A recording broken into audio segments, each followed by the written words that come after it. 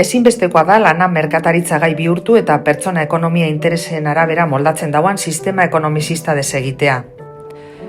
Estu eta larri nago, ordu asko emon behar izaten dut lanean eta ez daukat sendiagaz egoteko eta seme-alabak ikusteko astirik.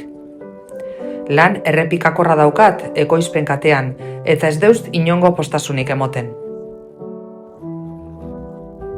Etxe langilea naz, ez deuste kontraturik egin eta ez daukat gizarte segurantzarik. Eraikuntzako langilea naz, jauzi eginaz ezegoan eta bizikablerik nire arnesa finkatzeko.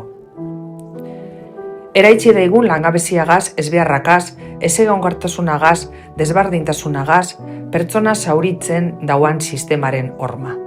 Egia bihurtu daigun jainkoaren ametsa, guztion ona albideratuz, pertsonak gizartea eta danona dan etxea zainduz, giza duintasuna babestuko dauan lana.